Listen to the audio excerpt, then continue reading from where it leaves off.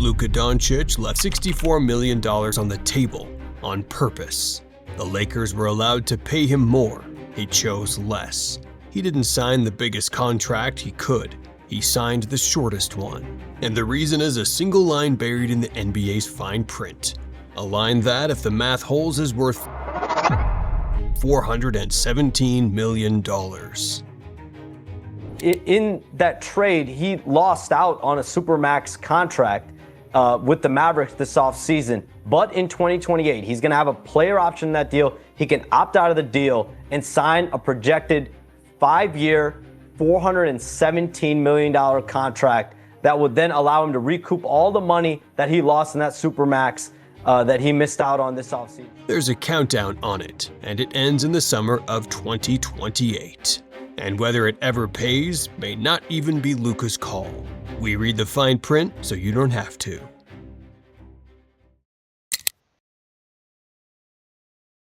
The NBA has a rule about how much money you're allowed to make, not a guideline, a hard ceiling, written into the collective bargaining agreement, and it climbs on a sliding scale. Play 6 years or fewer, and the most you can earn is 25% of the salary cap. Stay 7 to 9 years and that ceiling raises to 30%. Cross the 10-year mark and you reach the top rung, 35%. The league is proud of this rule. It was built to reward loyalty, so that when a franchise player gives a full decade to the game, his own team can pay him more than anyone else on earth is permitted to. On paper, it's the rare rule that protects the player. Luka Dončić is about to turn it into a weapon.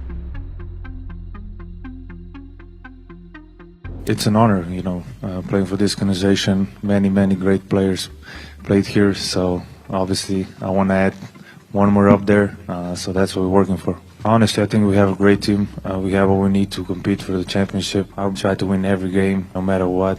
And, we got some new great guys being on the team, and we're going to go for it.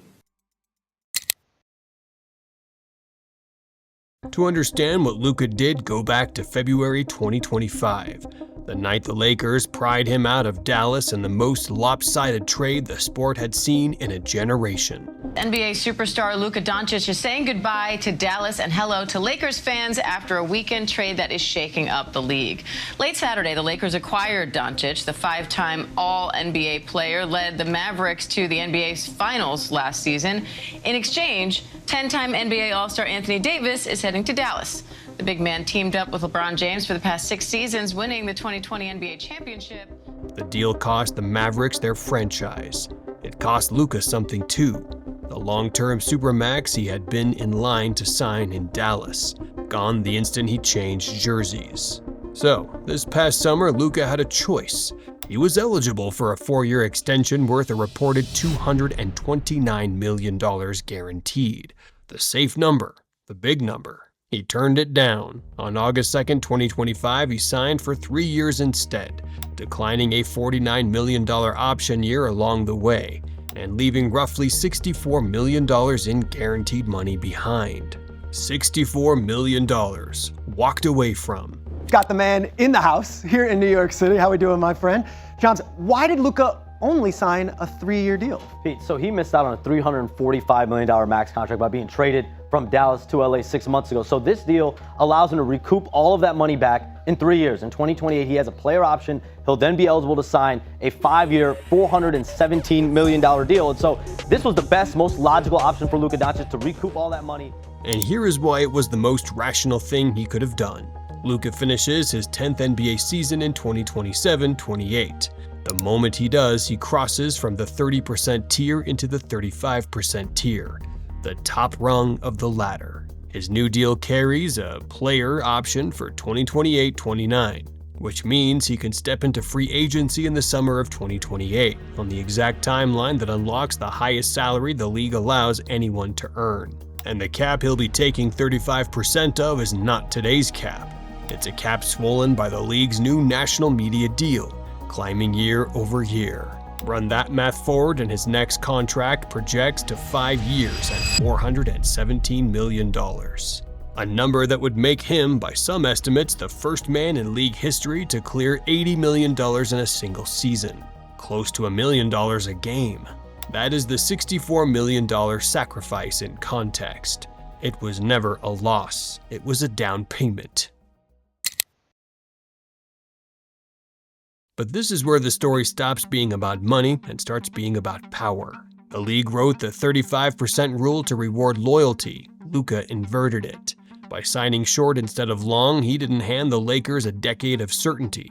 He handed them a deadline. Jeannie Buss, Rob Pelinka, their new owner, Mark Walter, they developed a very close relationship, close rapport with Luka Dončić, his inner circle, to get this commitment. It was a very important commitment because he could have been a free agent next offseason. So he locks in this short-term money. And over the next 3 years, he can see, how are the Lakers going to build around me? How are we going to compete for a championship? So he signs that extension. He spends Saturday night in Las Vegas at the Backstreet Boys concert with Jeannie Buss and Mark Walter, Rob Pelinka. Very important relationships. I like that. Every season between now and 2028, the math is identical. Build a contender around him, or watch the best young player this franchise has ever traded for walk out the door. At the exact moment he becomes most expensive to keep, the reward became leverage. The loyalty clause became a loaded gun. And then there's the part Luka cannot control. Look closely at that date, the summer of 2028, because it's not only Luka's deadline, it's the league's. The current collective bargaining agreement runs through the 2029-30 season, but it carries an early exit. Either side can opt out and end it a year sooner, after 2028-29, with notice coming due in the fall of 2028. Sit with what that means. Every projection in this story, the 35% tier, the rising cap, the $417 million, rests on a set of rules the owners are allowed to tear up the very same year Luka's clock runs out. The tiers could move, the cap math could move, the max salary rules themselves could move. Luka Dončić read the fine print better than almost anyone in the sport.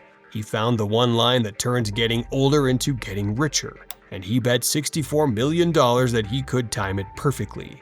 The only thing he could not account for is this: the people who wrote the fine print are allowed to rewrite it, and they get to do it on his deadline, not before it.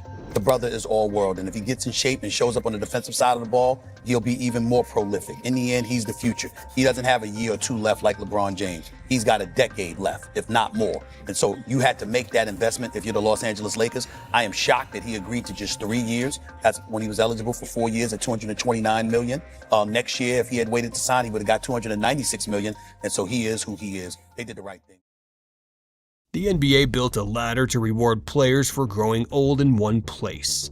A 26-year-old climbed it backwards and aimed it at the league. Whether it pays $417 million or nothing close comes down to a vote that hasn't happened yet, in a room Luka will never sit in. We'll be reading that fine print when it does. If the math is wrong, show us the document.